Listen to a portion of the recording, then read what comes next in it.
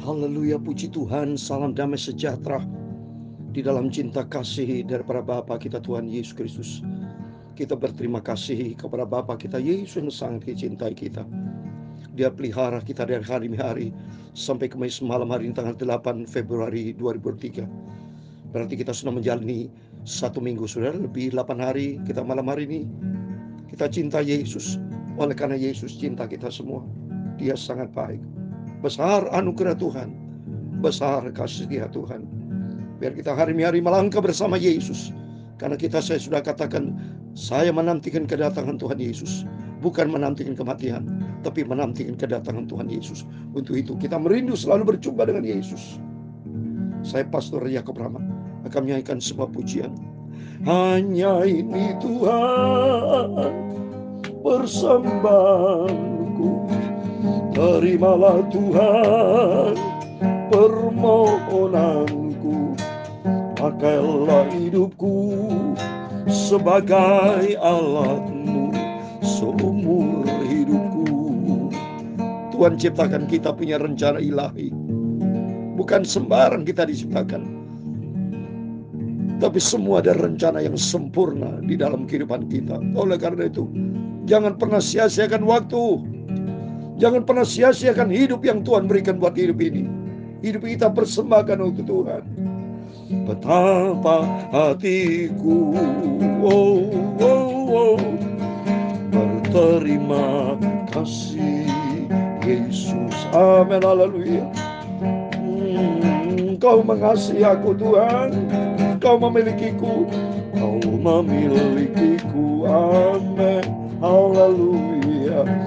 Hanya ini Tuhan persembahanku, segenap hidupku, jiwa dan ragaku. Sebab tak ku miliki harta kekayaan yang cukup berarti ku persembahkan. Hanya di Tuhan permohonanku, terimalah Tuhan persembahanku. Pakailah hidupku sebagai alatmu seumur hidupku. Amin, haleluya. Dalam Roma 12 ayat 1 dan 2, demikian firman Tuhan. Karena itu saudara-saudara, demi kemurahan Allah, aku menasihatkan kamu supaya kamu mempersembahkan tubuhmu sebagai persembahan yang hidup, yang kudus, dan yang berkenan kepada Allah. Itu adalah ibadahmu yang sejati.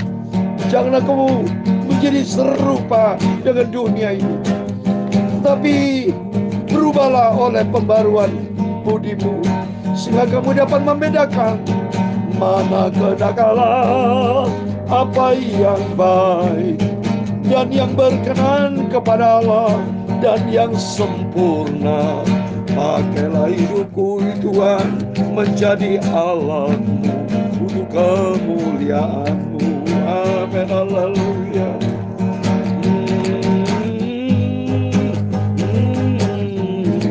Ya Tuhan, punya mula kebesaran dan kejayaan, kehormatan, kemasyhuran, dan keagungan.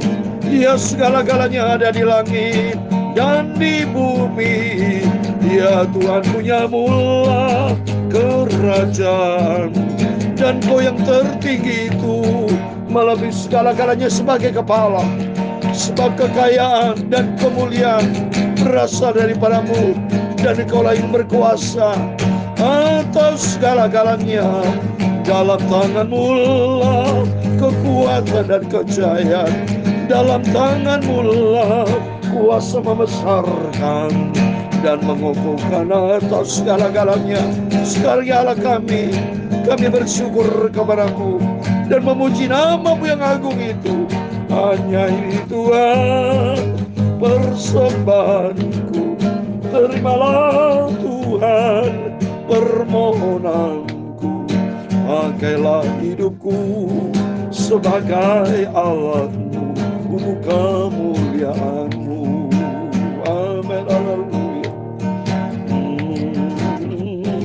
Sucikan mulutku, hatiku, pikiranku. Ampuni semua dosa, semua salahku Bapa. Basuhlah hidupku dalam nama Yesus. Kuasailah hidupku Bapa di dalam firman-Mu. Roh Kudus tuntun hidup kami. Kami berjalan bersama dengan Tuhan Yesus. Terima kasih Bapa. Segala puji, hormat, kebesaran, ketinggian, kemuliaan, keagungan, kesempurnaan, kekudusan, tempat tertinggi di atas segala-galanya bagi Engkau Tuhanku Yesus Kristus. Terima kasih Bapa, berfirman kami siap tuh dengar firman-Mu. Hidupku dibentuk sesuai dengan rencana-Mu yang ajaib dan sempurna. Dalam nama Tuhan Yesus Kristus kami sudah berdoa mengucap syukur. Haleluya. Amin. Terpujilah Bapa kita Tuhan Yesus yang sangat baik. Dia selalu care, peduli kepada Bapak Ibu. Tapi seringkali manusia kurang peduli sama Tuhan, tidak respect, tidak sungguh-sungguh orang Kristen kepada Tuhan. Tapi mari Bapak Ibu bersama saya kita sungguh-sungguh ya. Kita ikut Yesus, kita cinta Tuhan. Kita menanti kedatangan Tuhan. Dan hiduplah di dalam firman Tuhan.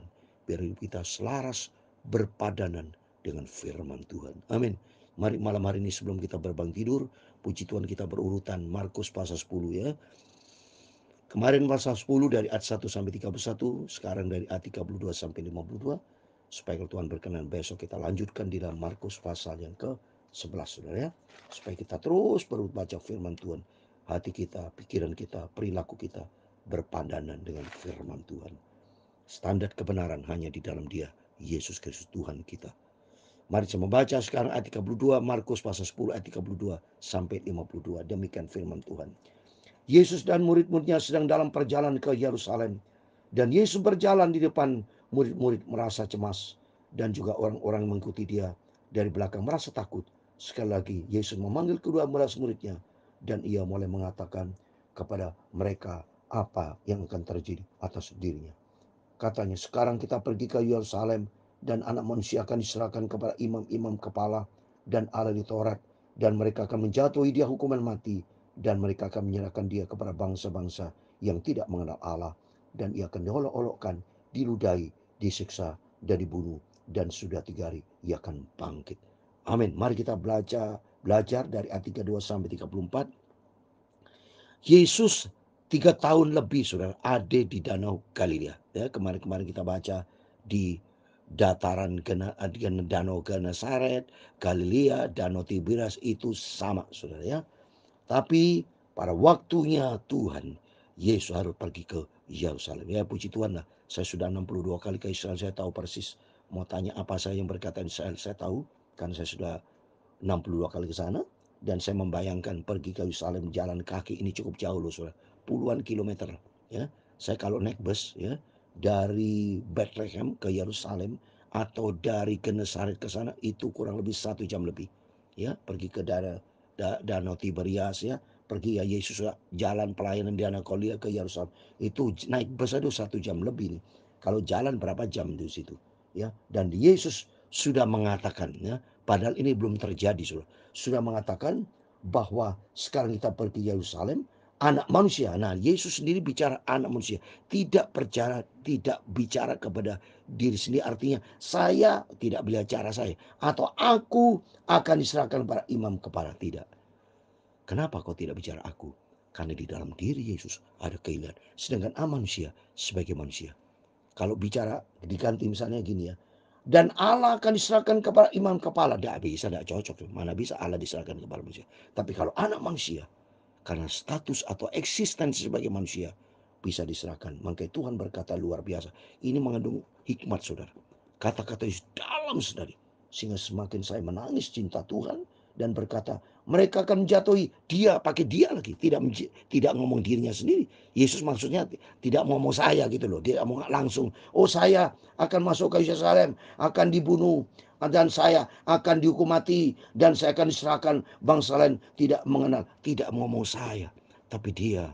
Karena dia berarti status sebagai manusia. Kalau status sebagai manusia bisa diserahkan. Tapi kalau Allah tidak bisa, saudara.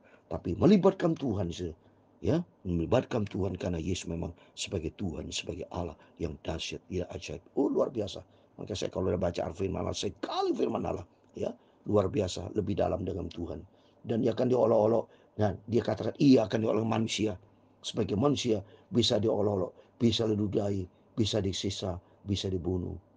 Tapi sesudah 3 hari ia akan bangkit. Wah, dahsyat ya. Sudah 3 hari ia bangkit. Artinya di dalam keilahian dari dia, Yesus akan kuasa Tuhan dinyatakan bahwa memang dia tuh Allah, memang di rahasia. Sudah firman Allah kalau kita gali sudah di dalam, saudara. Oleh karena itu mari kita mau cinta Tuhan, kita mau gali firman Allah lebih dalam. Dan di sini kita maknanya supaya kita makin hari makin cinta Tuhan. Makin hari kita mau sungguh sama Tuhan. Karena Tuhan sudah banyak melakukan demi keselamatan buat kita semua. Ya, jangan pernah jauh dari Tuhan. Jangan pernah tidak cinta sama Tuhan ya. Karena Tuhan berkati dalam 1 Korintus 16 ayat 22. Orang yang tidak cinta Tuhan itu akan terkutuk, saudara. Saya mau baca ya. 1 Korintus 16 ayat 22. Siapa yang tidak mengasihi Tuhan, terkutuklah ia, Maranatha. Jadi di sini melalui firman Tuhan pada malam mari mengajar kita, ayo kita bersama cintailah Tuhan. Karena Tuhan sudah melakukan terbaik. Dia akan disiksa di sana 2000 tahun yang lalu. Di sini kita diingatkan kembali bahwa Tuhan sudah melakukan terbaik dalam kehidupan kita. Ayo sama-sama. Saya cinta Tuhan. Saya mengasihi Tuhan yang sungguh-sungguh. Ada harga yang dibayar. Pikul salib. Bapak Ibu mari sama-sama kita mencinta Tuhan. Ya, kita mencintai Yesus. Tempatkan Tuhan di atas segala galanya. Ayat 35.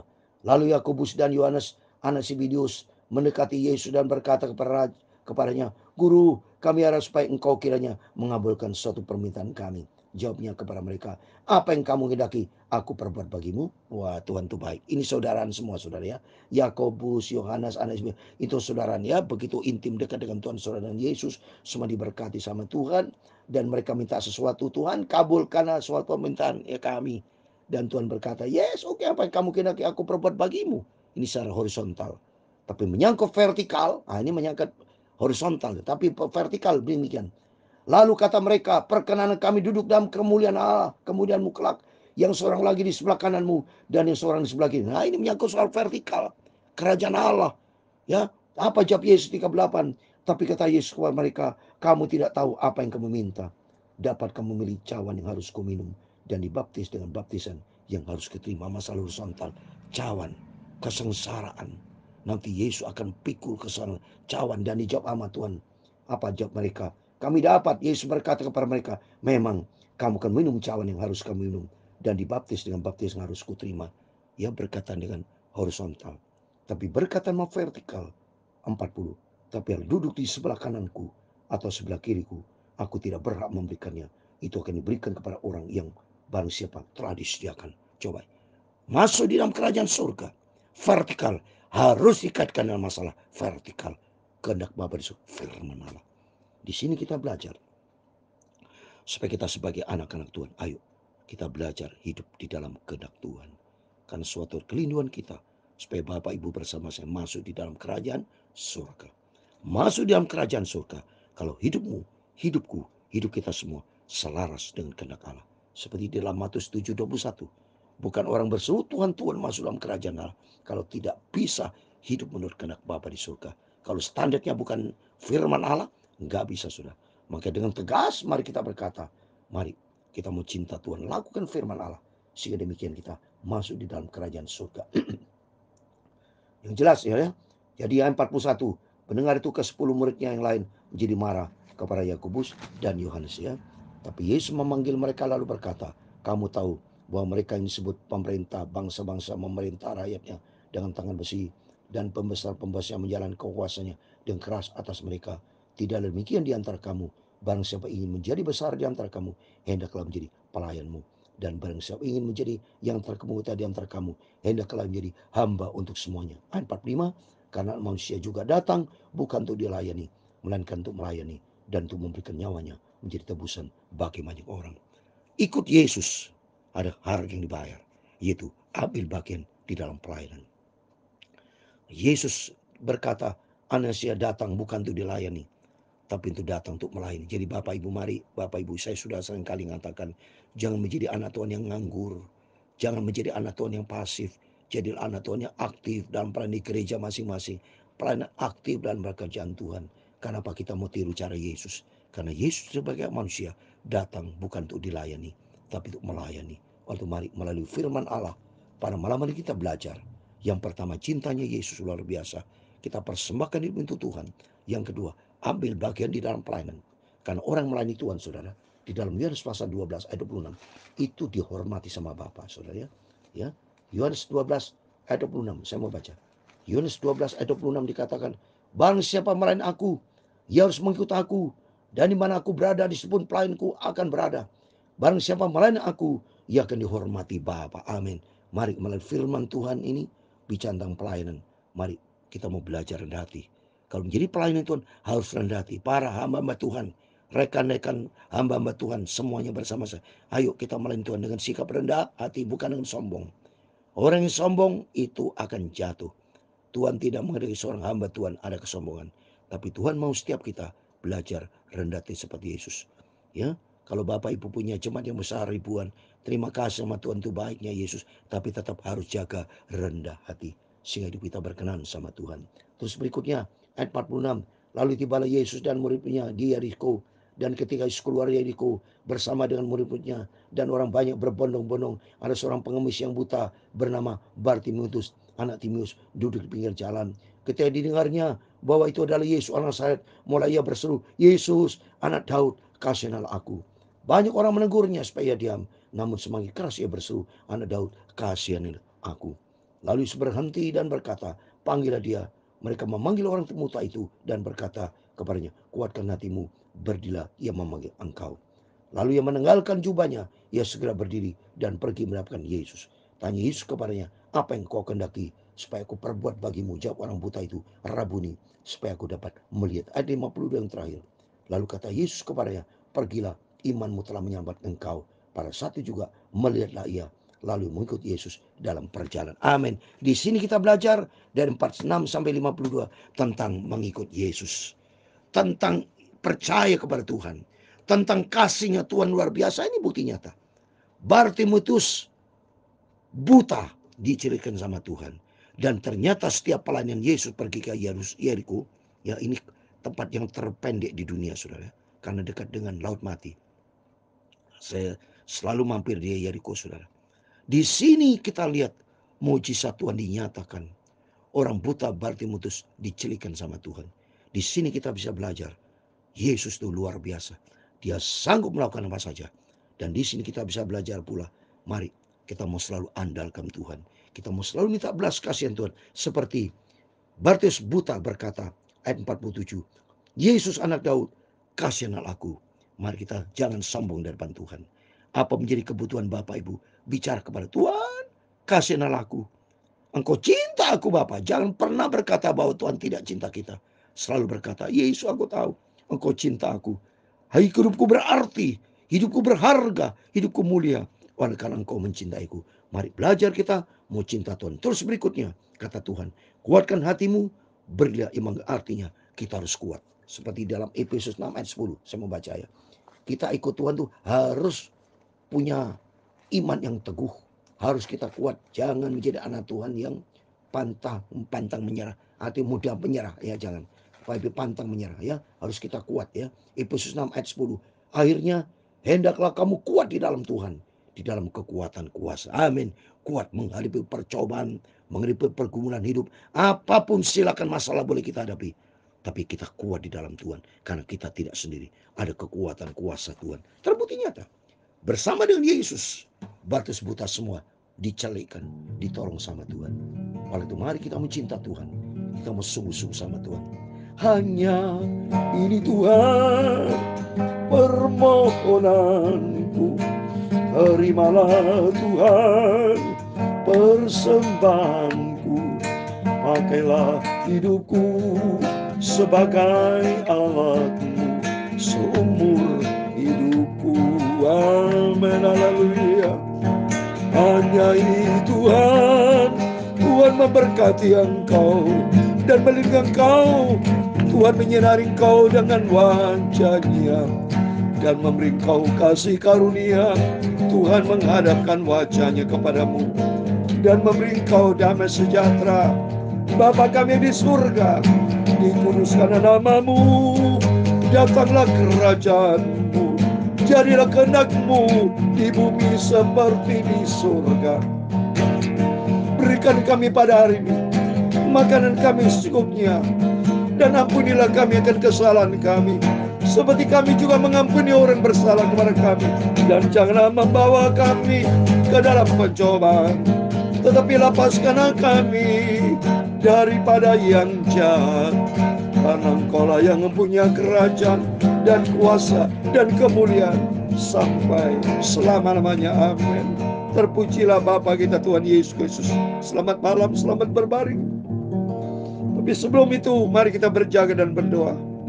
Hanya Yesus yang cinta kita semua.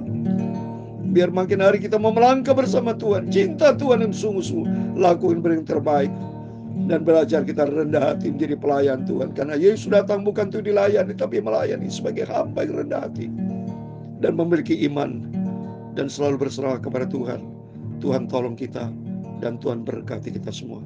Kita sama-sama berdoa buat rencana pesta demokrasi pemilu nanti minggu depan tanggal 14 Februari berjalan lancar. Indonesia diberkati Tuhan. Paslon 1, 2, dan 3 itu datang dari Tuhan. Biar kehendak Tuhan yang jadi.